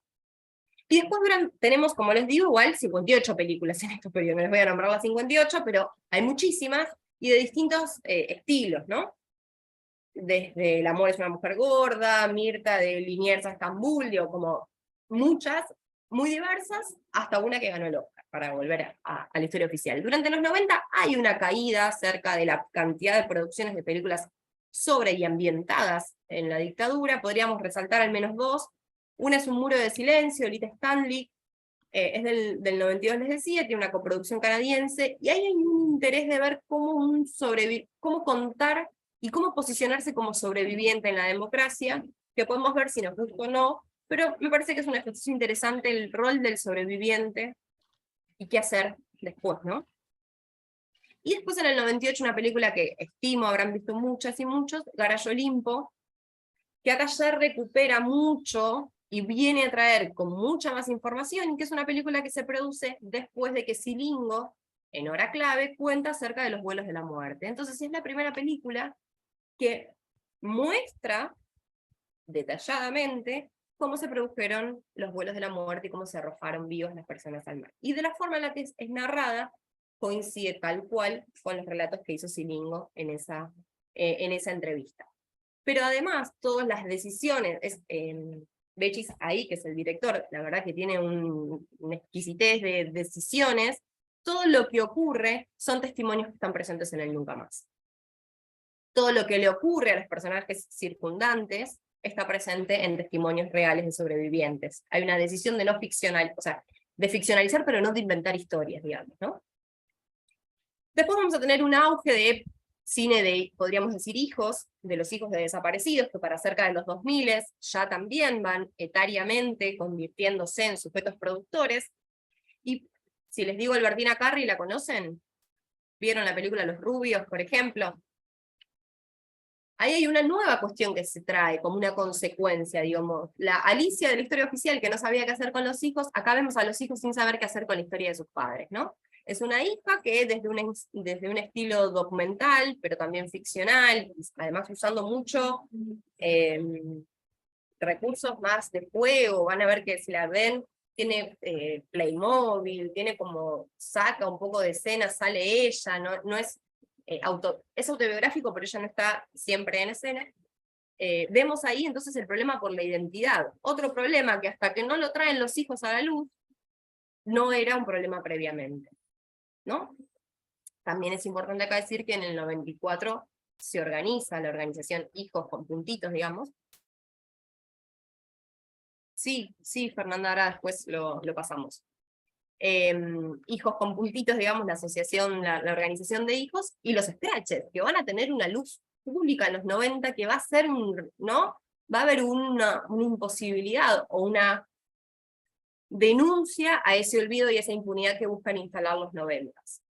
Y después, desde el 2000 en adelante, les diría, se diversifica bastante la cantidad de películas y los modos de narrar en las películas qué ocurría durante la dictadura. Vamos a tener el segundo Oscar, y miren qué casualidad, El silencio de sus ojos, que va a ocurrir, si bien en el momento de la AAA, está también la cuestión de la persecución política, digamos, ¿no? Hay otra vez una apuesta por un cine mucho menos comprometido, si se quiere, con un deber ciudadano de qué hacer democráticamente, pero bien presente.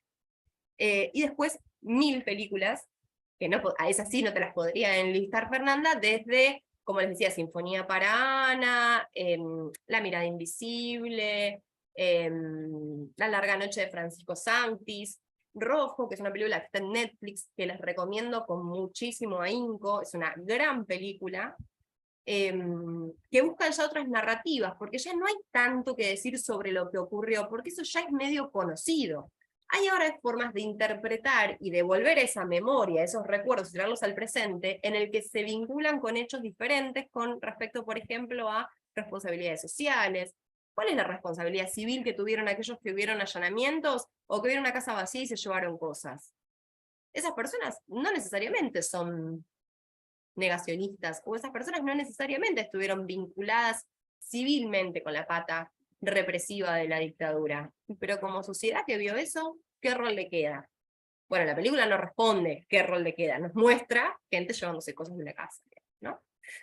Digo, Infancia clandestina, Benjamín Ávila, que es un hijo desaparecido también, ahí narrando, y vamos a encontrar ya desde finales de los 90, pero sobre todo con el discurso kirchnerista, una revalorización de la militancia setentista. Entonces van a haber películas en las que no se niega la militancia, se hace una bandera de esa militancia. Operación México, por ejemplo, la historia de Tucho Valenzuela.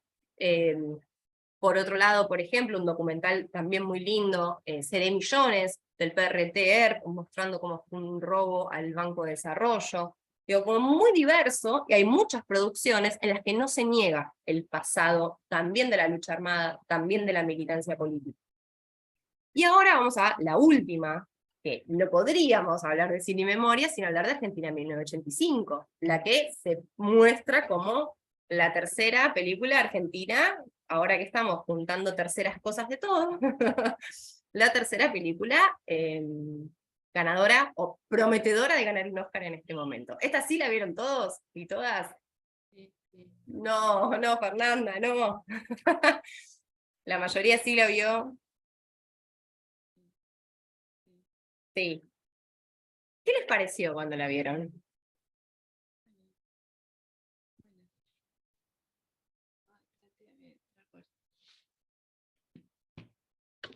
Buena, me parece que en este momento, o sea, más que nada para los chicos jóvenes, ¿no?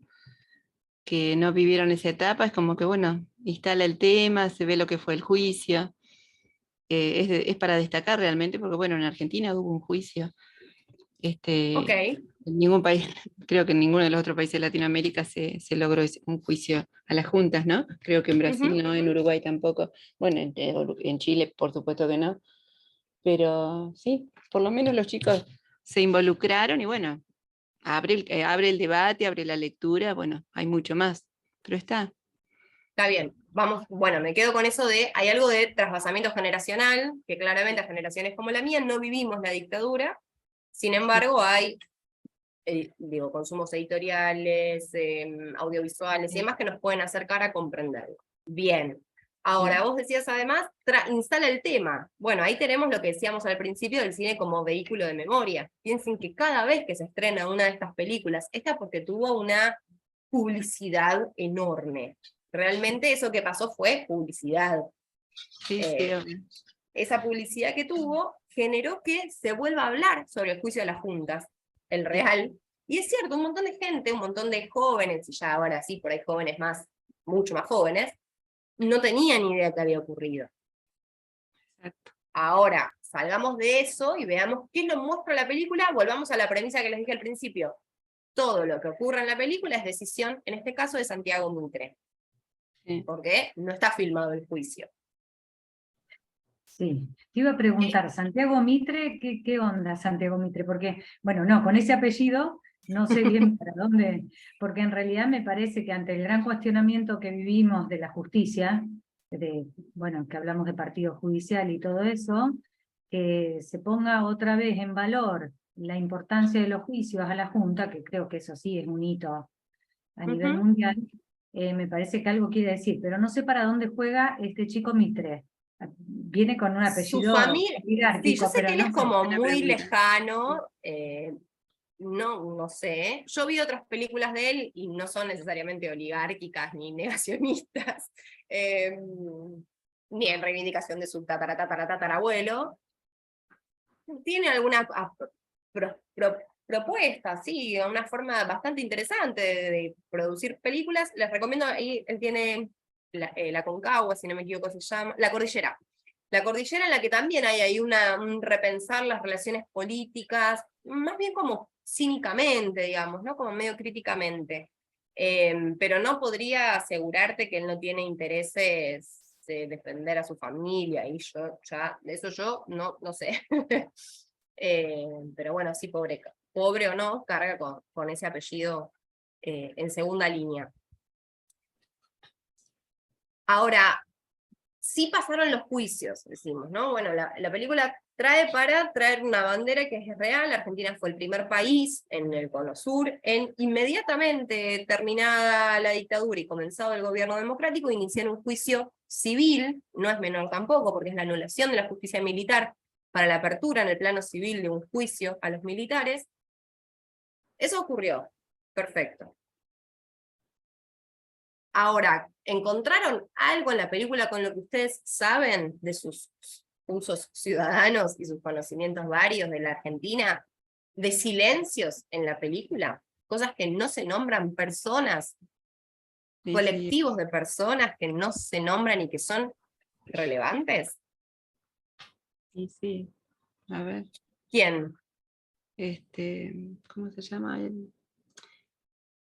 Y bueno, podrían haber seleccionado, por ejemplo, cuando declaró, ¿cómo se llama? La familia esta de Mendoza, los de la bodega que perdieron Sí. podría haber sido eso, podría haber sido también las declaraciones de el periodista, no me acuerdo el nombre ahora, que bueno, que se fue, que directamente lo perseguían porque lo consideran que se terminó yendo a Estados Unidos, ¿no? Pero eso circuló en ese momento en YouTube. Yo después lo miré por YouTube y bueno, es como que de Bueno, alguna pongámosle manera... que ahí perdón que te interrumpa, ahí ponerle que hay una decisión de no mostrar a los sobrevivientes, como no retraumatizarlo. Bueno, uso tu historia, digo que es tu nombre, pero no te obligo a poner la cara en una película que se estima va a haber 3 millones de personas. Sí, Ponele. Pero en la narrativa, acá podríamos decir, estamos todos de acuerdo en los que lo vimos, que es la historia del héroe. Es el camino que hace es trasera entre que no quiere tomar el juicio y el éxito en su alegato final. ¿Estamos de acuerdo hasta ahí? y sí, Hay un fue éxito tremendo. individual. Sí, Fantástico. Que ese señor, cuando deben ponerse a investigar, la vieron hace poco esa. Si la vieron, la vieron hace poco. sí, ¿Qué sí, le pasa? ¿Cómo consigue esos testimonios? En la película. la película. ¿Cómo consigue? No me acuerdo.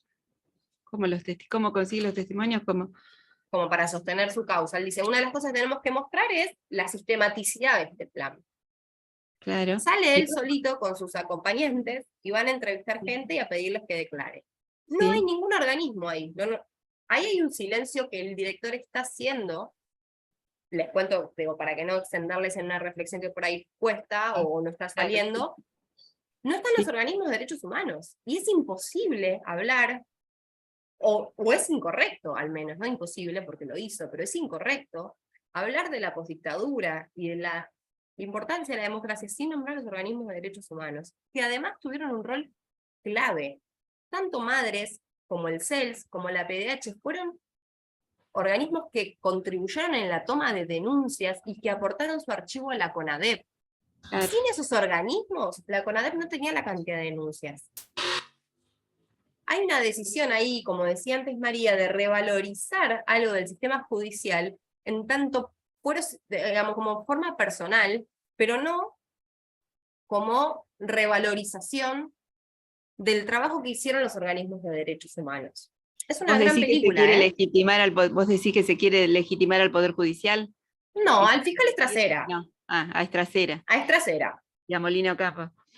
Claro, yo digo que sobre ellos hay una decisión de vanagloriarlos, y sobre todo a él, en esto de que él lo quiere, que se escapa de cuando le quieren encargar el juicio, digamos, ¿no? Como que él huyendo de eso, digo que es un poco el arco de la historia del héroe, ¿no? No quiero el destino que me toca, y cuando lo hago salvo a la patria. En él hay una carga particular de ese rol que le toca, y que, vuelvo a esto, no es solamente, no quiero que hagamos un cine debate, ¿no? Digo, pero ahí hay una decisión de memorias. Estamos reivindicando a un fiscal que, como decía María, a mí lo que me hizo ruido, esto lo hemos hablado en otras oportunidades seguro con algunos que estén aquí, hace un poco de ruido la cercanía, pero ahí puede ser un mal timing, cómo eso se quedó pegado a las discusiones sobre el sistema judicial actual y el rol del fiscal Luciani. Quedó como muy el rol de un fiscal que con un alegato recontracargado puede hacer cosas distintas. Ahora, esta película trae a la memoria, como vos bien decías, vuelve a traer algo que estaba olvidado, un silencio que podríamos pensar que no estaba explorado, o un trasvasamiento generacional no desarrollado, que era qué pasaba con los juicios. Reivindicar a la Argentina en 1985, porque también ahí él decide, es este año, no es 88, ley de obediencia debida, no es punto final, no es los indultos, que pasan en el 86, 87, 89, 90. Es Argentina en 1985, en este plano, ¿no? Acá, miren, me corto acá. Lo que sigue en la línea de tiempo nos queda por fuera. Está bien, la película nos lo advierte, Argentina 1985, y hay una placa al final que nos deja ahí entrever. Ahí es interesante, y por ahí sí nos sirve para también traer, es cómo ese juicio que fue televisado no era escuchado por las personas que podían verlo. Digamos, ¿no? En la tele pasaban el juicio de espalda, pero no se escuchaba, se podía escuchar por la radio. Bueno, algo también de una falta de verlo en vivo y en directo, como podríamos imaginarnos hoy cualquier juicio. De hecho, a partir de la pandemia, los juicios de lesa humanidad fueron transmitidos en YouTube. Ahí hay una lejanía que ahora nos cuesta también contemporáneamente pensar. Sin embargo, esto, ¿no? Bueno, ¿qué busca este director? Y un poco como las claves para pensarlo, o las claves que a mí me parecen que son interesantes para pensar estas películas, en las claves que les cuento, y lo que trabajamos en los seminarios, como decía antes Federico, tanto en el de memorias como en el de cine, es pensar que en todos los casos quien produce un mensaje está eligiendo un relato de memoria. No es casual, no es que sale sin querer, está eligiendo que en el 2022 es importante traer, que es una fecha que no es una efeméride del juicio, que es una fecha que no tiene, ¿no? Como saliendo de todo eso, le parece importante traer esta historia del juicio. Fantástico. Ahora, ¿vieron cuando inicia, que antes de que él decida, hay una filmación de Trócoli, que fue el ministro del Interior de Alfonsín, hablando de una forma en la que está reproduciendo ultranza la teoría de los postdemonios? Él está pasando en el archivo. Eso ocurrió oficialmente en un canal de televisión cuando se transmitió un programa sobre la CONADEP. El ministro del Interior dijo que lo que había ocurrido era un enfrentamiento entre el ejército y un grupo de subversivos. Eso ocurrió, eso lo dijo el ministro del Interior de Alfonsín en televisión. O sea, no lo podemos negar. La familia de él salió luego que se hizo pública la película a decir que Trócoli no era solamente eso, ¿no? Como estas disputas de memoria. Ahora quedó instalado, quienes le presten atención a eso, porque también quien sabe lo que se va a encontrar lo ve y lo reconoce, quizás quien no sabía pasó como lo que pasa en la televisión de fondo en una película, nada, pero está presente. Bueno, bueno, eso generó ruido. Claro. Bueno, como dice Isabel Schelling, es la que escribió el libro La cambiante memoria de la dictadura. No me acuerdo si es ella. No, No, no es ella, pero es de no, ese estilo, es sí. ¿cómo se llama? Ay, no me acuerdo. Con No, no importa. Giordano, pues, no me acuerdo si.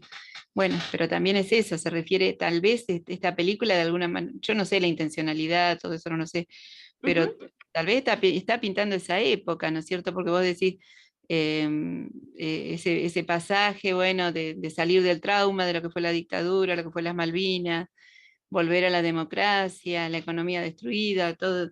Entonces la sociedad como que fue construyendo esa clase media de la historia oficial que vos decís, que, bueno, como se aleja, no toma parte, o no ve o no quiere ver, de alguna manera primero lo ve como algo de los otros, ¿no? Como la teoría de los dos demonios, como decís, y bueno, y como que se siente, y en parte tal vez puede haber sido así, ¿no? Para mucha gente de la sociedad. Tal Fueron cual. distintos los involucramientos, uno con el paso del tiempo también lo entiende, la presión de madres y de hijos en un momento, yo hablo desde el punto de vista de la historia, ¿no? Y de cómo los actores sociales van a reivindicar sus posiciones y sus reclamos. Pero en la primera etapa del juicio es eso, esa legalidad que no deja de ser, desde el punto de vista jurídico, no Es deja una de ser algo novedad. totalmente valioso, porque bueno, es la vuelta a la legitimidad, como decía Alfonsín, terminar con la mentalidad fascista y esos golpes cívicos militares, y lo que muestra la historia oficial, ¿no? Esas complicidades en el sentido común de la gente, de justificar las dictaduras. Lo que pasa es que, bueno, una larga data, no tenemos que ir al 55, Y ¿no? sí, Es interminable tal el cual. tema, pero la memoria es eso. Entonces, yo rescato eso de esa película, más allá que, ay, no me puedo acordar, ¿cómo se llama? El juicio el testimonio del periodista que se fue, que bueno, no me acuerdo, pero, ¿quién era? Timerman era así. Ah, Jacobo Timerman. Claro, y bueno, Sí. yo después miré en YouTube, miré el testimonio de él, y bueno, una mente tan clara, lo explica tan bien cuando él declara en la Junta, pero mírenlo. Y bueno, entonces se abre toda esa otra historia, ¿no? Que también estaba. Y por ahí está 1985 plantea eso, la legalidad y esa postura de que, bueno, se logra instalar de a poco la cuestión del terrorismo de Estado. El tema cómo se va construyendo, bueno, con la CONADEP, ¿no? Con la CONADEP, con los organismos de derechos Sí. humanos, las presiones de madres, todo eso.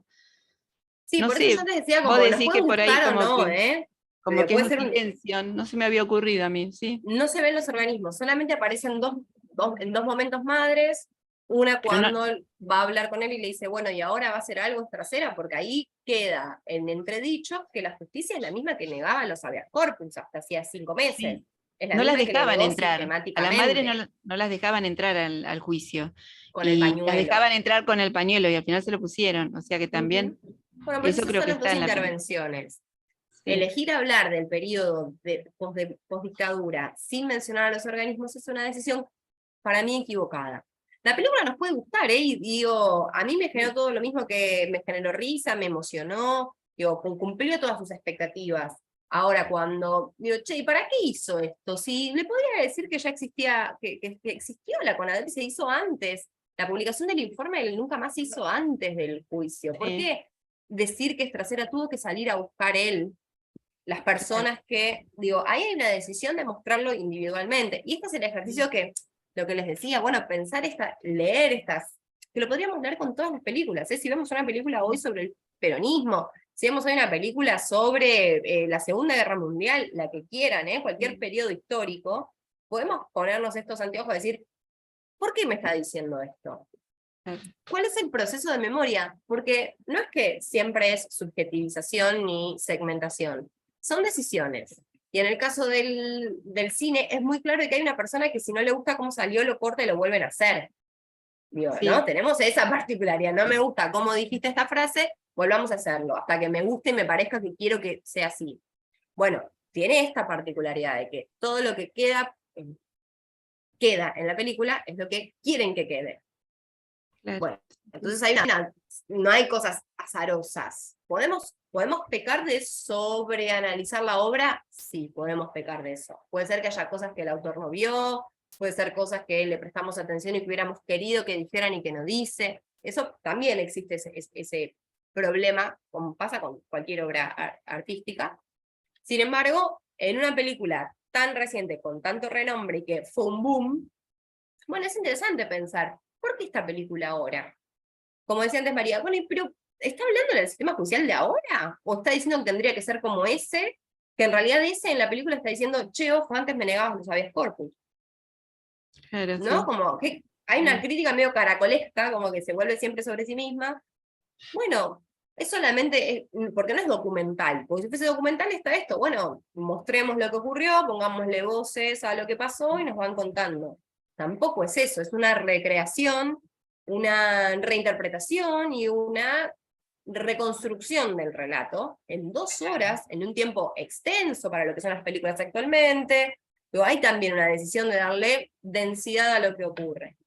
Entonces, no es para criticar para nada, y vuelvo a decir, me gustó la película. En general, todas las que les digo, yo las destruyo, pero después me gustan y las vuelvo a mirar. No es por una crítica a la pieza fílmica, sino, bueno, desarmémosla y no creamos o no nos quedemos con que por hablar de memorias no hay intereses, digamos, que la memoria no es solamente un objetivo político que si estamos haciendo esto estamos hablando de memoria y entonces ya está.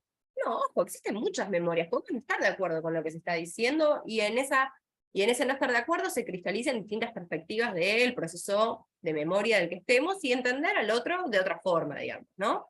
Que la historia oficial, que si bien en su nombre incorpora esta crítica, ¿no? De que esta es la historia oficial, bueno, está eligiendo también posicionar un relato en el que no está cuestionando cómo algunas personas llegaron a apropiarse de niños, o no está, nos muestra con claridad ahí, es como bien transparente, que no está el Estado. O van a ver que en todas esas películas no se representa quiénes son los malos, y miren, le pongo comillas. No se visibiliza a los militares, al ejército, son un ente que no está. Me pasó todo esto. Es todo esto, sobre todo en las primeras, de los primeros años. Cuesta ponerle nombre y cara a quienes sí fueron, a pesar de que cuando ya se sabía, digamos, ¿no? Saliendo de la figura de Videla, digamos, ¿no? Saliendo de la totalización también de los grandes malos. Pero las personas que llevaron adelante esos allanamientos, esos secuestros, esas violaciones, bueno, eso no tiene tanto, no tiene uniforme, no queda muy claro quién es, hay climas de persecución, pero no sabemos por quién están siendo perseguidos. Bueno, están presentes estas cuestiones. Pero bueno, es eso, ¿no? Como el objetivo y lo que les quería como traer acá como una propuesta es, veamos estas películas que no quieren ser un documental, que no, en el caso de Argentina 1985 es una película más bien histórica, claramente, pero aquellas otras películas que sobre todo son más bien ficciones, que nos muestran hasta una historia, no hay comedias. Eso es algo que observó una alumna en el seminario del cuatrimestre pasado, y es cierto, y tomo su reflexión. No hay comedias acerca de la dictadura. Aún no hemos hecho ninguna. Si lo comparamos con su otro, digamos, como dice Andrea Hewson, el etos de la memoria, que es el Holocausto, sobre el Holocausto sí ya han comenzado a hacer memorias, piensen en Jojo Rabbit, por ejemplo. Empezaron a poder hacer, o Miren quién ha vuelto, empezaron a poder hacer algunas comedias. Argentina todavía no pudo, y no sé si lo tiene que hacer, no hay, es solo una observación. Pero después sí podemos encontrar un montón de otros tipos de películas que abordan, y podríamos pensar en todo caso en comedias situadas, como Los Colimbas se divierten, la presencia del ejército, ¿no? Podríamos hacer otro tipo de análisis sobre el rol del ejército en esa situación, o qué implicaba la colimba para esa época, o cuál es el rol de los soldados. No así desde el plano del militar represor, digamos, ¿no? Eso no está. Pero bueno, como les digo, es como por lo menos permitirnos pensar estas producciones en estas dos claves, ¿no? También entender cuando vemos estas películas de qué lectura hacen del periodo al que evocan, de qué están hablando, de la dictadura, de la guerra de Malvinas, qué momento, no es lo mismo el 76 que el 79, que el 82, y cuál es el proceso en el que se está produciendo esa película. porque en muchos casos esas películas buscan dar respuesta a algo de ese periodo de creación, y ahí es donde ese triángulo dialógico se vuelve, me parece, más enriquecedor. Un poco eso es lo que les propongo como para pensar estas películas. Abro si quieren comentar, preguntar, opinar, traer otras reflexiones. Les escucho y hablen sin vergüenza, por favor.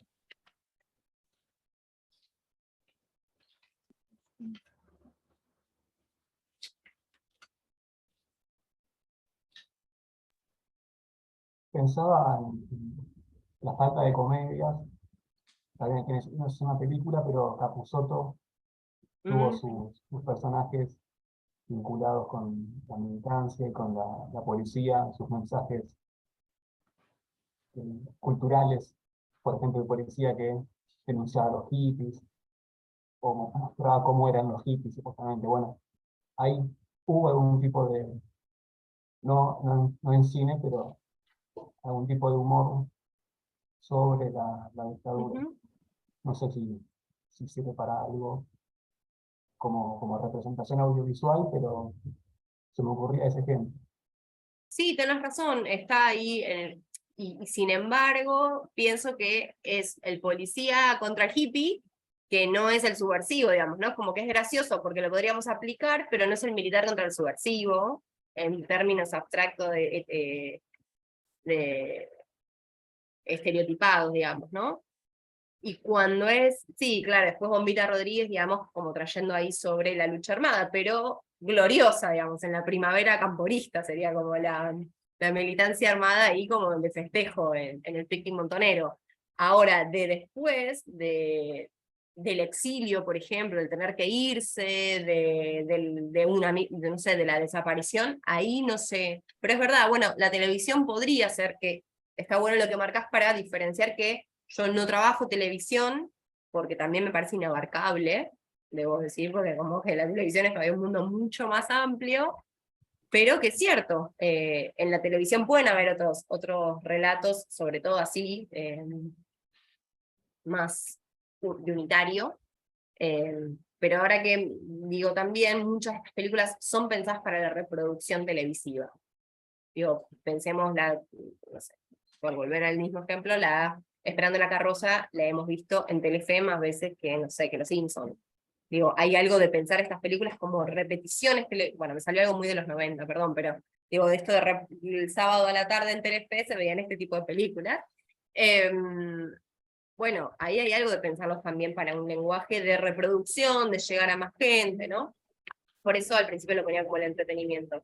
Pero es cierto, y además Capusotto que tiene ahí una crítica al progresismo, una crítica, y en ese momento podríamos aplicar cómo esa crítica que él hace a estos montoneros y verlos así, no tiene también que ver con esa vanagloria de la militancia que es el 2010, 2015, durante, ¿no? Como ese apogeo de los relatos de la militancia. Pero sí, tal cual, ¿eh? No lo había pensado en Capusotto, pero tenés razón. Podría servirnos.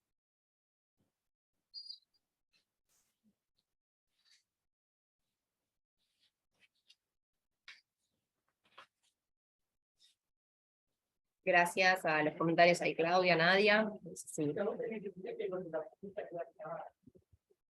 ¿Quieren comentar algo? Sí, miran cine argentino también. Digo, mucho de esto les cuento así como para ir, como mientras vamos guardando, diríamos, en una instancia presencial, que todo esto en realidad nosotros lo pensamos y nos cuesta desarmarlo en el cine nacional, pero piensen cuánto sabemos de la historia de Estados Unidos solamente por consumir sus productos culturales.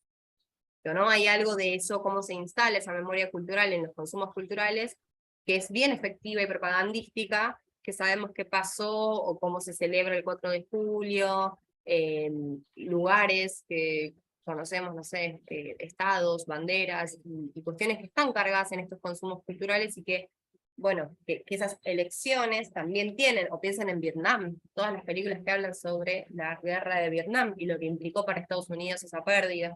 Bueno, todo eso también está presente de distintas formas en nuestras películas, y que a veces como están más naturalizadas no las llegamos a reconocer. Un poco el ejercicio que les propongo es ese, es como desarmar esos discursos que están, y podríamos equivocadamente, pero adrede, dejar por fuera Malvinas, que son también todo un relato distinto, porque se ha construido inicialmente como un relato diferente, el relato de Malvinas, pero que también podríamos aplicar lo mismo sobre las primeras películas, Los chicos de la guerra, Iluminados por el fuego. Hay menos películas sobre Malvinas también.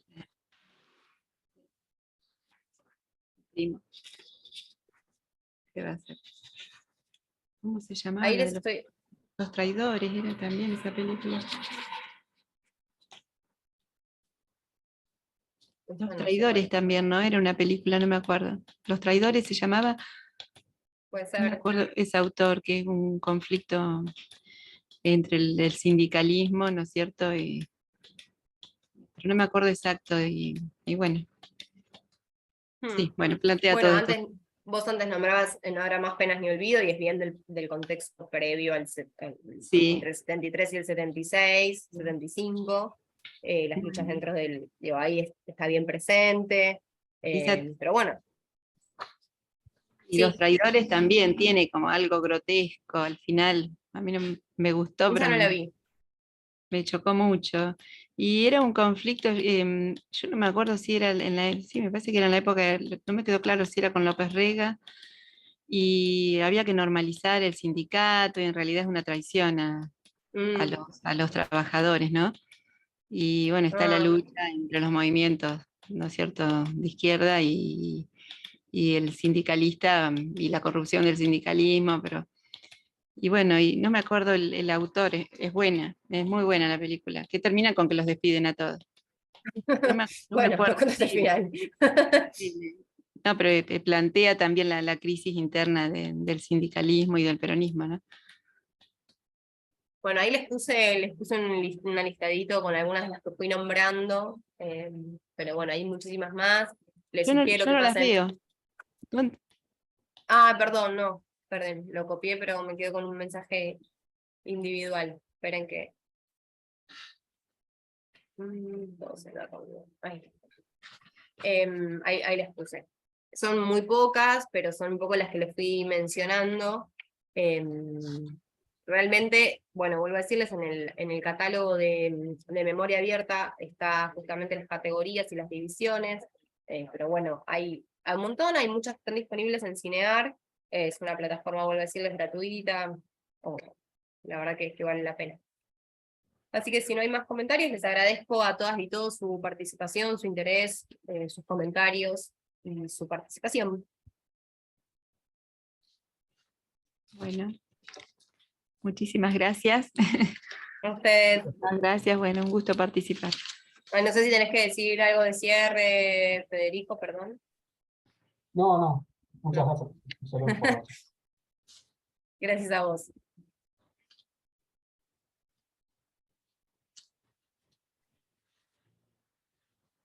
Muy bien, cierro, ¿eh? Chao, hasta luego. Bueno, Chao, chau, hasta chau. luego.